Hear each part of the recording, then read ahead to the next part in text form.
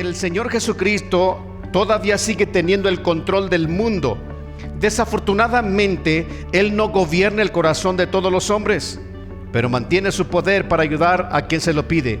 Debemos tomar en cuenta algo muy favorable. Cristo vino a salvar lo que se había perdido.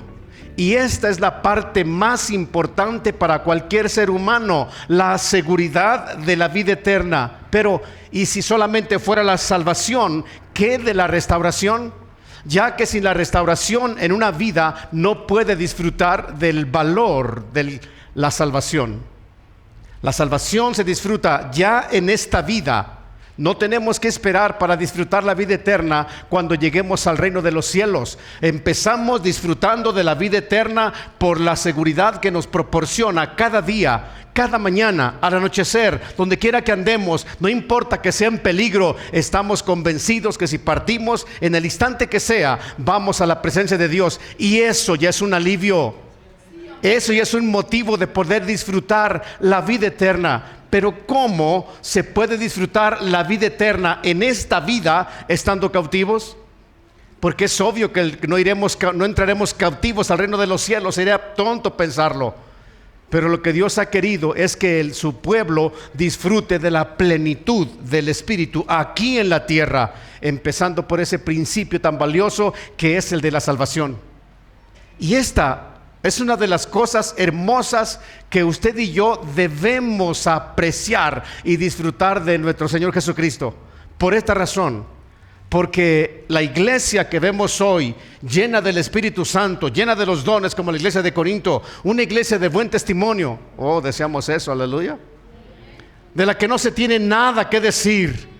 Una iglesia que mantiene la presencia del Espíritu de Dios, que mantiene el brillo de Dios. Bueno, ella puede parecer, hoy es muy hermosa ahora, pero su pasado no lo es.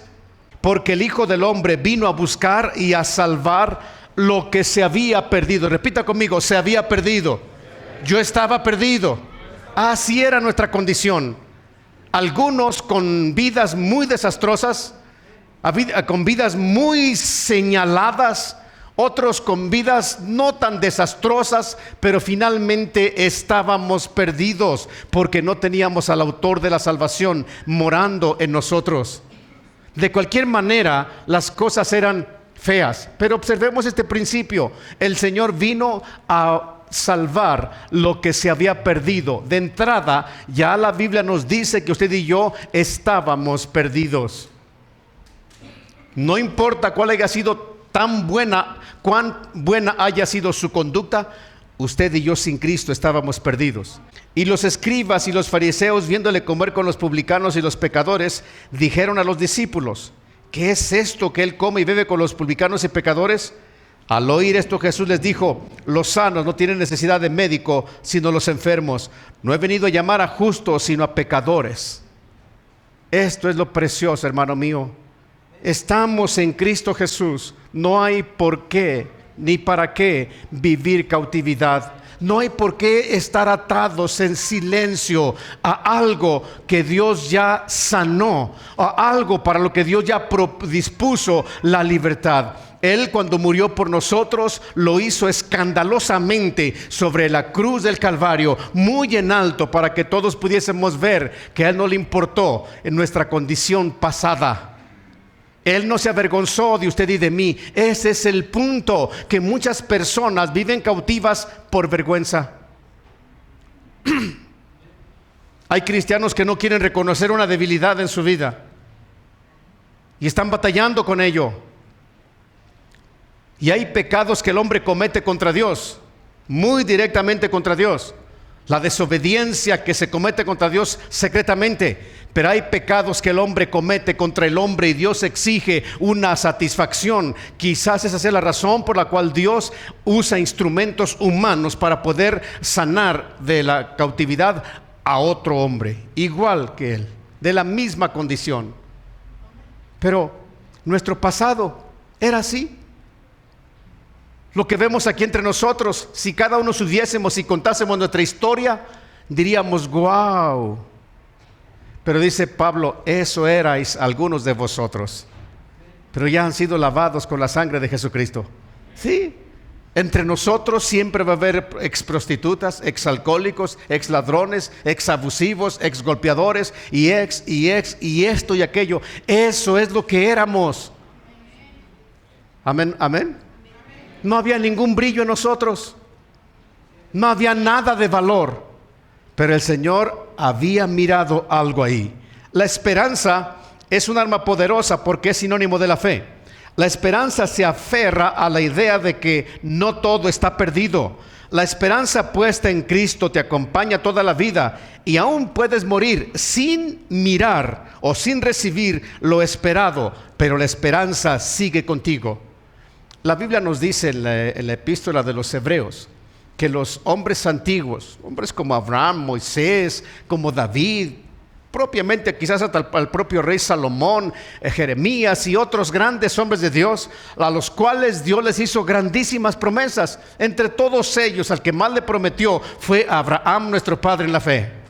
Cosas tremendas. Y la Biblia dice que en Hebreos 11 que él lo miró de lejos y lo saludó y confesó que esa promesa era suya. Y anduvo errante de arriba para abajo y murió sin recibirlo, pero murió creyendo que lo tenía. Eso es fantástico. Y la Biblia nos da un principio muy valioso para aferrarnos a lo que le digo. Y no solo esto, dice Pablo, sino que también nos gloriamos en las tribulaciones, sabiendo que la tribulación produce paciencia, y la paciencia prueba, y la prueba esperanza. Y la esperanza no avergüenza, porque el amor de Dios ha sido derramado en nuestros corazones por el Espíritu Santo que nos fue dado. Mire, dice Pablo que nos gloriamos en las tribulaciones. Gloriarse en algo es ponerse un tanto presumido. Si no me creyó, lea el diccionario. Y contamos nuestra tribulación. Amén. ¿Cómo está, hermano? Mal, pero con una buena sonrisa. Mal. Eso no es gloriarse. El diablo se está gloriando de ti. ¿Cómo está, hermano? Mal. Aleluya. Me está pasando esto y esto y esto, pero estoy aprendiendo.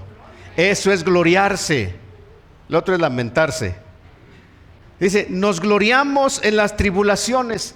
Escuche bien, sabiendo, si no tenemos ese principio bíblico, las tribulaciones nos asfixiarán, sabiendo que la tribulación produce paciencia. La tribulación, ella empieza y termina hasta que la pateas de tu vida, hasta que la sacas, porque después que la tribulación está golpeando y tú permaneces firme, entonces el don de la paciencia se ha posesionado en ti.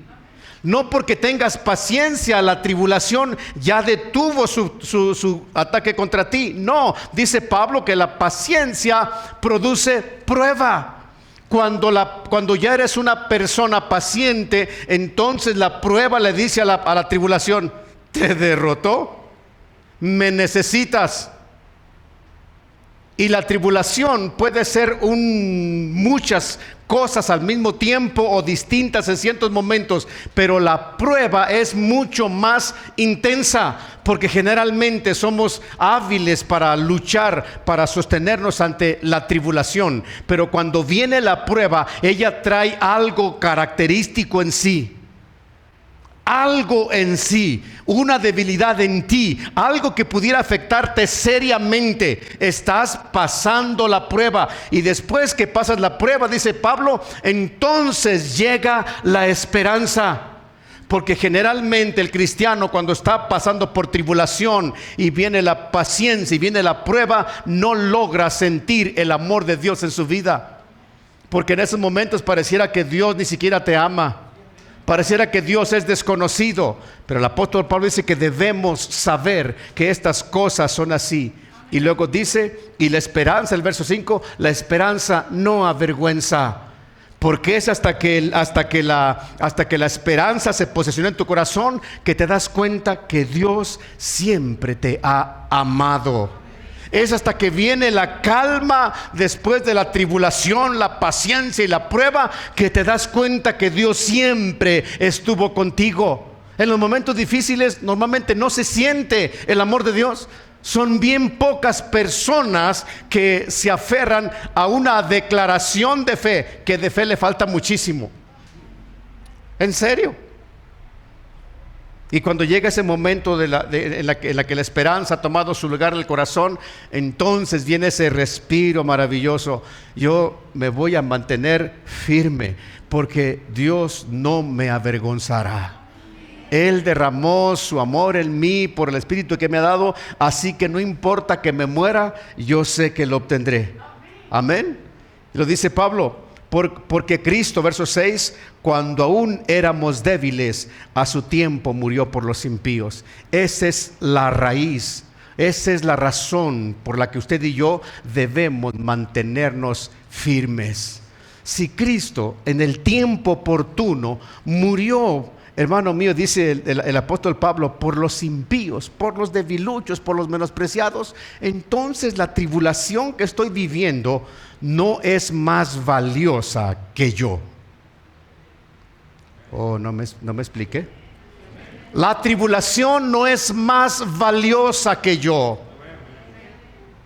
Si Cristo compara la tribulación y la prueba conmigo, Él va a decir: yo he muerto por ti. A la tribulación y a la prueba nada le debo, porque Él lo murió a tiempo. Entonces, siempre que usted esté pasando alguna situación difícil, manténgase firme. Sepa que el Señor está contigo. ¿Sabe qué? Porque la esperanza es un buen aliado. Job dice en el capítulo 14, verso 7 de su libro: porque si el árbol fuere cortado, aún queda de él esperanza. Retoñará aún, y sus renuevos no faltarán. ¿Usted conoce alguna persona que haya sido alguien distinguido con sus facultades, simplemente con sus facultades humanas, funcionando al 100%? En la mañana cité el caso de mi hermano mayor, un hombre muy movido, le gustaban los negocios, no fue un negociante que se enriqueció, pero vivía muy bien de su negocio, muy trabajador, y de repente cayó en el alcoholismo, y todas aquellas facultades que mi hermano tenía desaparecieron, como si lo hubieran cortado del tronco y ya no hubiera esperanza para él. Y de repente cambió su vida, por misericordia de Dios. Cambió su vida por completo, y volvimos a conocer a aquel hombre que fue. Porque siempre hay esperanza. Para Dios siempre hay esperanza. Si existe para Dios, debe existir para nosotros. Miren Isaías 17:4: en aquel tiempo la gloria de Jacob se atenuará, y se enflaquecerá la grosura de su carne, y será como cuando el segador recoge la mies y con su brazo ciega las espigas. Será también como el que recoge espigas en el valle de Refaín. Quedarán en él rebuscos, como cuando se sacude el olivo, 2 o 3 frutos en la punta de una rama, 4 o 5 en sus ramas más fructíferas, dice Jehová, Dios de Israel.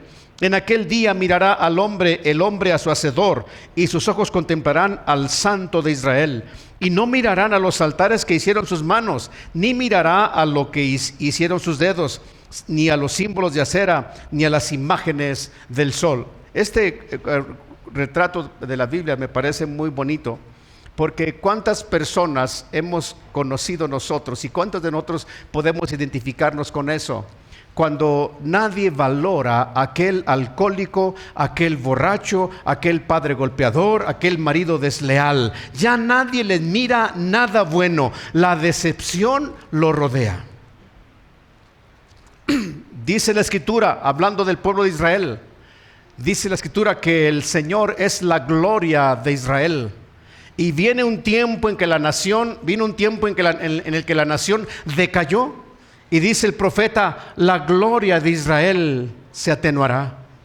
ese esplendor tan glorioso que tiene una nación temerosa de Dios, se perdió, se opacó, se enflaquecerá su carne, vienen las terribles consecuencias, pero dice, aún quedarán en él rebuscos, como cuando el segador recoge el trigo con su mano y quedan algunas espigas de pie, como cuando el que siega el olivo y lo sacude y en una rama quedan 4 y en las más robustas quedan 5. Así siempre hay algo que Dios puede rescatar en una vida. Siempre hay cosas.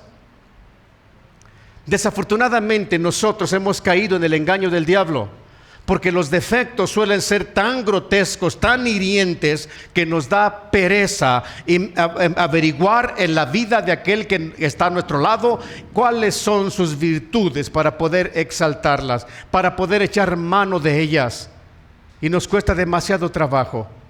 Pero Dios dice que no todo está perdido. No todo está perdido. Mientras haya vida, Dios puede rescatar a las personas de la perdición.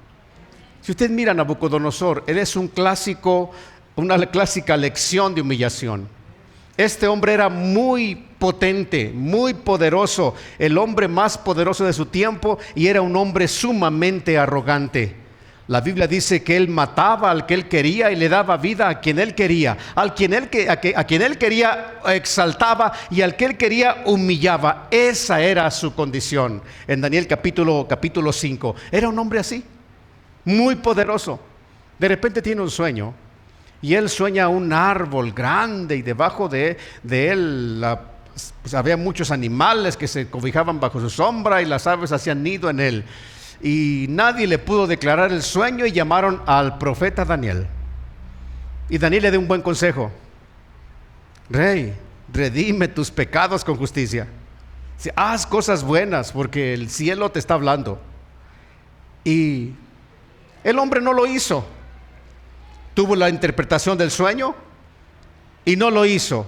Daniel fue muy claro: Rey, el sueño que has tenido sea para tus enemigos y para los que mal te quieren. Pero no escuchó. Y un día, paseándose por su palacio, viendo la grandeza de su palacio, sus jardines colgantes, dándole un recuento a todo su poderío, dijo: ¿no es esta la Babilonia que yo he creado con mi poder para la majestad de mi gloria? Y en eso se escuchó una voz del cielo que le dijo: a ti se te dice, Nabucodonosor, vas a quedar loco. Bueno, no dice así, pero sí, léalo. Y en ese instante, dice la Biblia, que el hombre quedó loco. Lo echaron con las bestias del campo y fue apacentado como un buey. Le creció el pelo, le crecieron las alas como garras de águila. Pero la Biblia dice que Daniel le había dicho: Rey, pero del tronco que quedó de ese árbol, porque fue talado, dejaron el tronco con cadenas. Eso significa que tu reino te va a ser devuelto. Y cuando Nabucodonosor, estando en su locura, reconoció que el Señor tenía el dominio, él dijo esto, Daniel 4:34: mas al fin del tiempo, yo, Nabucodonosor, alcé mis ojos al cielo. Oh, qué sencillo, ¿verdad? Y mi razón me fue devuelta. Y bendije al Altísimo, y alabé y glorifiqué al que vive para siempre, cuyo dominio es sempiterno, y su reino por todas las edades. Todos los habitantes de la tierra son considerados como nada, y él hace según su voluntad en el ejército del cielo y en los habitantes de la tierra, y no hay quien detenga su mano y le diga: ¿qué haces? En el mismo tiempo mi razón me fue devuelta. O sea, si estaba loco. La majestad de mi reino, mi dignidad y mi grandeza volvieron a mí. Mis gobernadores y mis consejeros me buscaron, y fui restablecido en mi reino, y mayor grandeza me fue añadida. Ahora yo, Nabucodonosor, alabo y engrandezco y glorifico al Rey del cielo, porque todas sus obras son verdaderas y sus caminos justos, y él puede humillar a los que andan en soberbia. ¿Sabe una cosa, hermanos míos? Hay un mal muy desafortunado, muy triste en el pastorado. No es general, pero sí hay un mal muy grande, que cierta medida de orgullo se ha apoderado de nosotros, al punto que cuando necesitamos ayuda no solemos pedirla, porque somos más o menos como Nabucodonosor, autosuficientes. Y hay ocasiones que Dios utiliza a un niño, a un jovencito, a alguien para darte un buen consejo, una buena palabra de Dios dicha a su tiempo. Cuán importante, cuán valiosa es. Y este hombre pensaba que por quien él era, por lo que tenía, la palabra que Daniel le dijo no se cumpliría, y él estaba en un pésimo error. La locura estaba tocando las puertas de su casa, de su persona, y no lo pudo mirar. Entonces, cuando él estaba en su humillación, él dice: alcé mis ojos al cielo, en un espacio que Dios le permitió en su conciencia reconocer su condición, y volteó hacia el cielo, y en ese momento la razón le fue devuelta. ¿Sabe qué? Si usted está pasando por alguna situación, porque es penosa, porque no quiere hacerlo, porque se siente autosuficiente, y hasta aquí ya han pasado los años y usted no puede cambiar, usted necesita ayuda. Si el cielo no le respondió, lo más probable es que Dios esté esperando que se humille ante una persona como usted y le pida ayuda. Amén. No sé que nadie quiere hacer eso, o muy pocas personas, pero sí existe. La restauración. Lamento decirles que la restauración es dolorosa, y es dolorosa por la sencilla razón que la restauración de nuestra vida no se da al gusto nuestro, sino a la manera de Dios. Si nos restaurasen a nuestro gusto, la restauración sería inútil, sencillamente porque hay maldad en nosotros. Y lo primero que Dios hace en nosotros es quitar la maldad de nuestro corazón para poder restaurar lo dañado. Es imposible ser restaurados sin quitar de nuestra vida el daño hecho o el daño que estamos viviendo. La restauración es dolorosa porque el vicioso debe luchar contra su vicio. El victimario o el agresor tiene que reconocer su maldad y pedir perdón por el daño hecho. La víctima, por lo general, desea venganza. Tiene que perdonar y dejar que Dios sea quien se vengue de él. Escúcheme esto: muchas personas llegaron a los pies de Jesucristo con sus vidas hechas pedazos, con la necesidad de una nueva vida, con la necesidad de ser regenerados. Y el domingo pasado le dije esto: ¿qué es la regeneración? Es quitar los hábitos perjudiciales moralmente. O sea que la moral es un cúmulo de cualidades buenas que una persona posee. Dios las puso en todos los seres humanos. A algunos les han importado muy poco y las han dañado por completo, pero cuando vinimos a los pies del Señor Jesucristo, lo primero que se nos dio fue la salvación, y luego Dios empezó esa regeneración a través del Espíritu Santo en nosotros, quitando todas las cosas que son perjudiciales a nuestra moral. Pero a veces deseamos que la restauración sea a nuestra manera y no a la manera de Dios. Hay ocasiones que el que es víctima desea la venganza con todo su corazón. Hace años recibí aquí a un hombre que venía de la penal, venía con su mochilita, con sus propias pertenencias, y me dijo: ¿puede atenderme? Vaya llegando a mi oración. Y le dije sí, y lo pasé para acá. Y me dijo: pastor, por favor, vengo a pedirle que ore por mí. Cuando yo era pequeño, un hombre me violó, y le dije: cuando yo sea grande te voy a matar. Crecí y lo maté. Acabo de purgar mi condena, pero el vacío que tengo en mi corazón sigue ahí. El deseo de venganza no se ha ido de mí. ¿Por qué?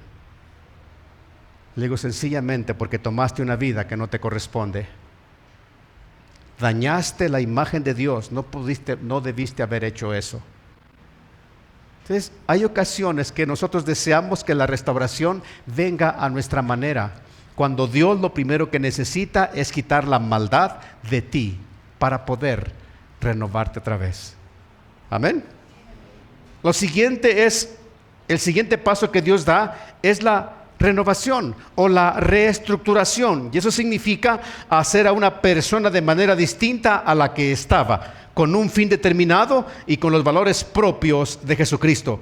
En esta regeneración se nos otorgaron dos cosas muy valiosas. Se los cité la semana pasada. En la reestructuración y en la renovación, en la regeneración, es lo mismo prácticamente. Estas dos cosas. Se nos ha dado un poder en contra del pecado, poder del cual no pudieron disfrutar las gentes del Antiguo Testamento.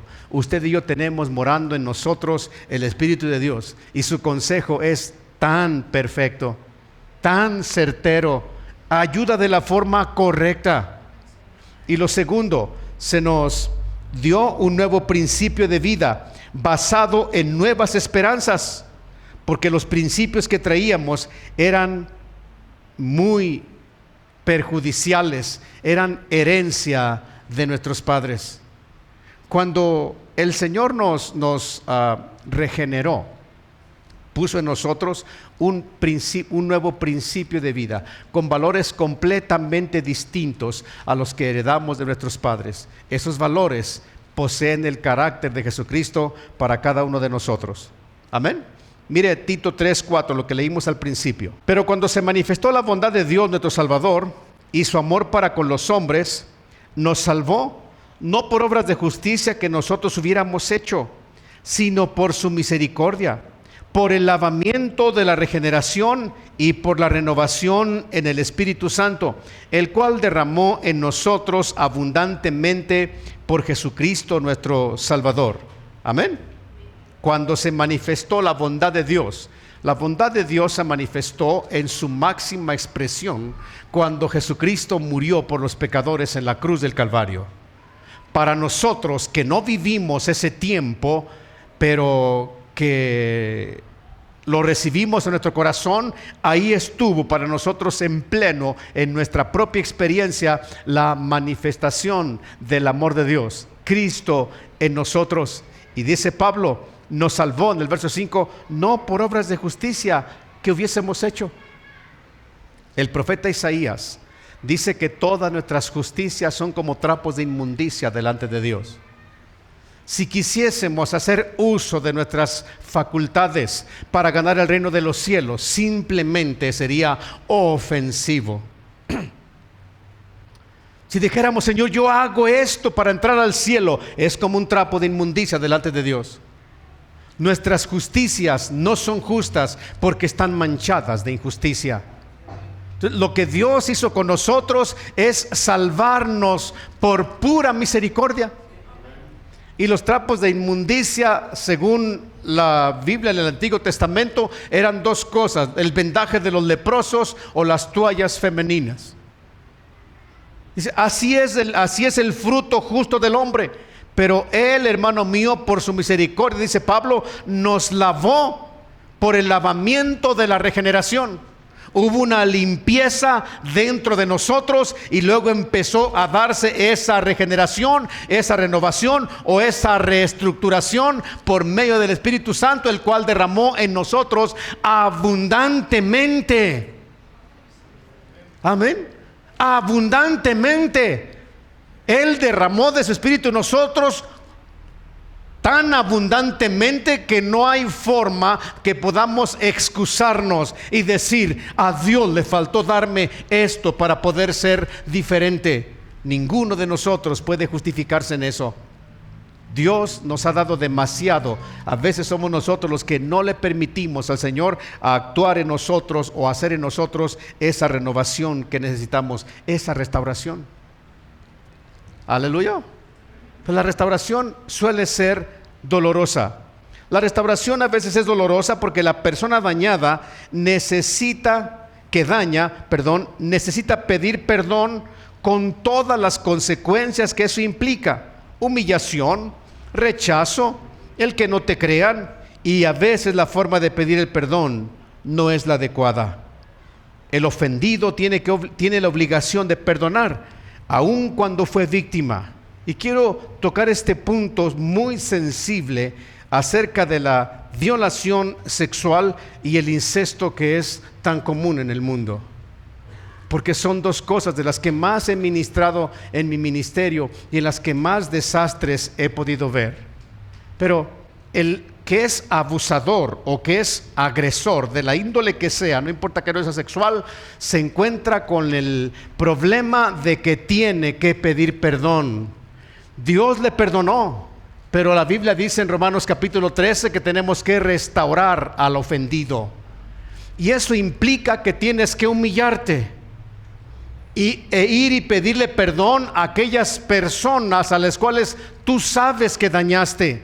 Y si sabes que dañaste, no tienes que llegar diciéndole, pues si te ofendí, perdóname. No, eso es hipocresía, eso es falsedad. Si usted sabe que agredió u ofendió, dígale, yo sé que te agredí.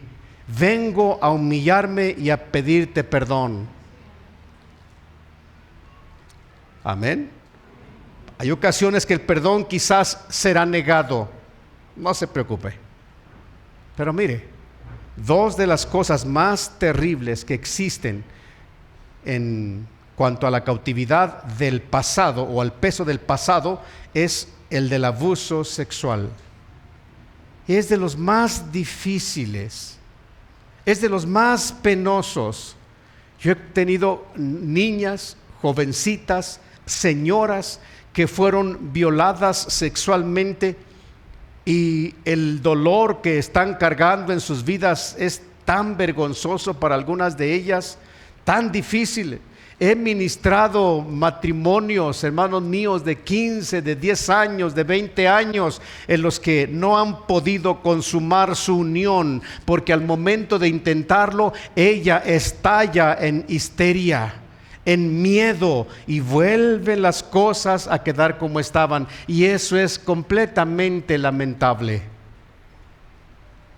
Aleluya. Bien triste, porque alguien un día cometió la bajeza de tomar algo que es tan sagrado, que es tan íntimo, y lo dañó. Cuando las niñas son violadas por mujeres o tienden al lesbianismo o a la frigidez, a hacerse muy frías, a rehusar ser tocadas por cualquier hombre. Cuando el niño es abusado sexualmente, o se hace abusador, o se hace homosexual, o es un hombre muy retraído. Terribles daños, muy feos, pero sin duda alguna, el más horrible es el del incesto. Cuando los padres cometen el pésimo error, la bajeza de violar a sus propias hijas o a sus propios hijos. Duro. No se imagina cuán duro es para aquella niña o aquella jovencita ver desplomarse la figura paterna ante sus ojos. El hombre que por excelencia es símbolo de protección se ha hecho pedazos. Ya no está ahí. Porque normalmente cuando el niño corre, tiene miedo, corre hacia su mami. Mami, se aferra de las piernas de su mamá. Eso es suficiente. Pero cuando los hijos se ven en peligro, siempre gritan, papá. Pero en el incesto no pueden gritar, papá, ayúdame, porque es la bestia que los está violando. Decía una niña, una jovencita, pastor, no se imagina el horror que me da escuchar los pasos de mi padre subiendo la escalera hacia mi cuarto. Tiemblo de miedo, quisiera que me tragara la tierra porque sé lo que me va a hacer. ¿Y eso existe? ¿Esos daños en la iglesia de Jesucristo? Sí existen, y son más comunes de lo que usted se imagina. El distanciamiento, un manoseo, ya es abuso sexual. Bien feo. Padres desnaturalizados por completo, que no saben el daño tan terrible que le están provocando a una persona. Y que esa persona, si fue violador y no se ha arrepentido, si no se ha puesto a cuentas con Dios, si no ha restaurado el daño, corre el riesgo de perderse. Eso es terrible. Pero lo más triste es que la persona que fue víctima del abuso, víctima del incesto, tenga que pedir perdón. Es necesario perdonar. Pedir perdón, ¿por qué? Por el odio que se despertó. ¿Por qué tiene que perdonar si nunca pidió ser la víctima? Porque son los estándares del cielo y punto. La Biblia dice que si no perdonamos a los hombres sus ofensas, tampoco Dios nos perdonará.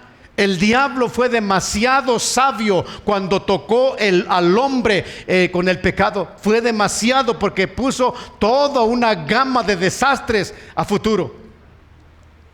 Cuando la persona que es víctima perdona, sencillamente quita de sí una carga. Puede ser la de la venganza, puede ser la del odio, y se rompe el vínculo que se estableció espiritual entre el agresor y ella. ¡Pum! Y empieza la libertad que Dios ha traído para su vida. Pero cuando no lo hace, entonces está violando un principio bíblico que no puede ser respaldado por Dios. Aleluya. Hace años tuve aquí una persona, una psicóloga, con un buen trabajo, un excelente trabajo. Cuando me saludó, estaba mi esposa y unos amigos de la iglesia, hermanos de la iglesia, otro matrimonio, con ellos hablando, y cuando me saludó noté sus manos, estaban sumamente cristalinas. Ella se lavaba 25 veces las manos al día y sus partes privadas, porque en cada instante se miran sucias. Cuando llegó el tiempo de tratar el asunto, el jardinero de su casa la había violado cuando era una niña. Y fue y le dijo a su mamá, y su mamá no le creyó. La juzgó mal. Luego se lo contó a su padre, y su padre no le creyó. La juzgó mal. Ellos tenían en alta estima al jardinero. Comía y bebía en la casa, pero era la bestia que estaba abusando de su hija. Murió el papá, murió la mamá, murió el jardinero, y ella siguió cautiva. Y le digo: señora, solamente necesita perdonar, y eso que trae en usted se irá. Cuando la estábamos guiando en oración para perdonar, se tragó los labios hasta adentro. ¿Cómo le hizo? ¿Quién sabe? Se le tiró toda la cara y los metió para adentro y no podía perdonar. Luego reprendimos ese demonio y la soltó, y por fin pudo perdonar, llorar, sentir la libertad de un futuro mejor para su vida. Pero si no hubiera perdonado, ella no hubiera podido ser libre. Mas si no perdonáis a los hombres sus ofensas, tampoco vuestro Padre os perdonará vuestras ofensas, cuáles las que sean. Porque si vosotros no perdonáis, tampoco vuestro Padre que está en los cielos os perdonará vuestras ofensas. Y en Lucas 17:4, y si 7 veces al día pecare contra ti, y 7 veces al día volviere a ti diciendo me arrepiento, perdónale. Mateo 18:21, entonces se le acercó Pedro y le dijo: Señor, ¿cuántas veces perdonaré a mi hermano que peque contra mí? ¿Hasta 7? Jesús le dijo: no te digo hasta 7, sino aún 70 veces 7. Por amor de Dios, ¿quién aguanta tanto? Amén. Pero es lo que el cielo demanda. Es lo que el cielo demanda. Si 490 veces tu hermano peca contra ti y viene arrepentido diciéndote perdóname, hombre, hermano mío, con 5 ya no se la creemos. ¿No es verdad? Las demandas del cielo no han cambiado. No han cambiado, porque eso nos muestra a nosotros la grande capacidad de perdón de Dios para con la humanidad. Eso nos hace saber a nosotros que el Señor nos perdonó 490 veces más que lo que podamos imaginarnos. Amén. Entonces, es de esa forma que la persona que es ofensora u ofendida tendrá la libertad que necesita. El ofensor, cuando va y pide perdón y la persona ofendida no lo quiere perdonar, Lo único inconveniente que tendrá de ahí en adelante es volver a encontrarse a esa persona, pero Dios ya le ha perdonado, porque todos estamos obligados a otorgar el perdón. Amén. El brillo de una nueva vida. Al recibir a Cristo como tu Salvador, en ese instante Dios pone su Espíritu Santo en ti. Él es ese poder regenerador de parte de Cristo para embellecerte y luego Él disfrutarte a ti. Él ha quitado todo lo perjudicial a tu moral. Él te ha hecho de manera distinta a la que estabas formado, digámoslo, por el diablo.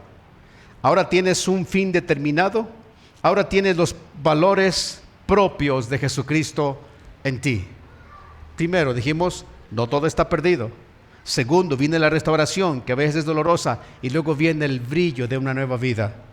En Efesios 5:25 dice Pablo: maridos, amad a vuestras mujeres, así como Cristo amó a la iglesia y se entregó a sí mismo.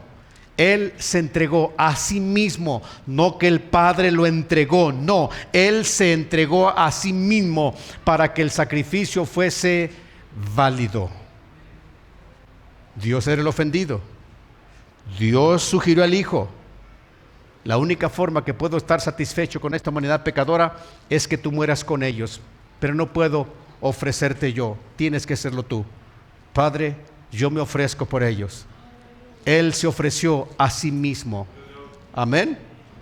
Para purificarla, habiéndola purificado en el lavamiento del agua por la palabra, o sea, a través del conocimiento de la Biblia y la práctica de ella, a fin de presentársela a sí mismo, una iglesia gloriosa, que no tuviese mancha ni arruga, ni cosa semejante, que fuese santa y sin mancha.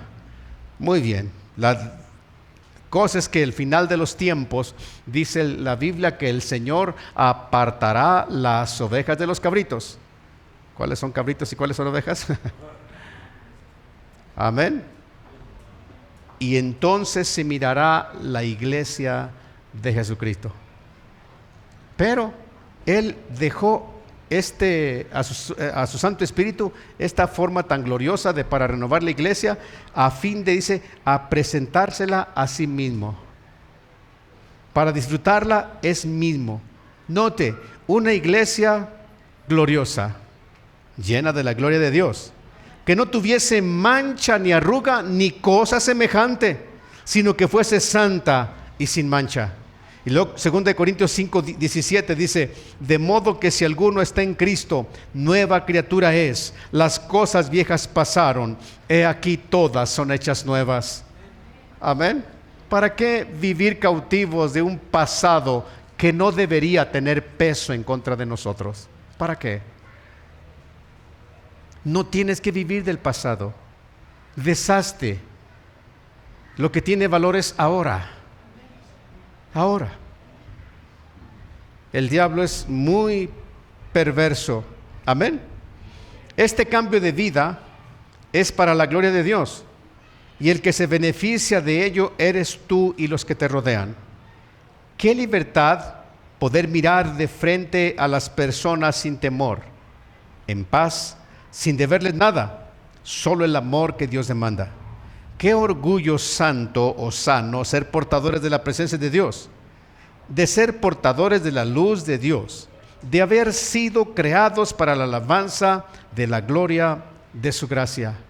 Esa es la imagen que Dios desea, que Dios tiene de la iglesia de Jesucristo. Y esto es de cada uno en particular. Así de sencillo. Amén. Su vida tiene que ser así de espectacular. Concluyo con esto: pagad a todos lo que debáis. Al que tributo, tributo. Al que impuesto, impuesto. Al que respeto, respeto. Al que honra, honra. No debáis a nadie nada, sino el amaros los unos a los otros, porque el que ama al prójimo ha cumplido la ley. Porque no adulterarás, no matarás, no hurtarás, no dirás falso testimonio, no codiciarás, y cualquier otro mandamiento en esta sentencia se resume: amarás a tu prójimo como a ti mismo. El amor no hace mal al prójimo, así que el cumplimiento de la ley es el amor. Isaías 58:12, y los tuyos edificarán las ruinas antiguas, los cimientos de generación y generación. Levantarás y serás llamado reparador de portillos, restaurador de calzadas para habitar. Lo glorioso de esto es que una vez que una persona ha sido restaurada, se convierte en ese instrumento de Dios para restaurar otras vidas. Amén. Y serás reparador de portillos. Amén. Reedificarás los asolamientos pasados, los que no servía para nada. Eso es maravilloso. No hay mejor testimonio, ni testimonio más creíble que tu propio testimonio. Amén. Así que si usted está viviendo alguna situación en su vida, no tienes por qué cargarlo. Deja de creerle al diablo cuando Dios ya ha provisto para ti. Dale un aplauso a nuestro Señor Jesús.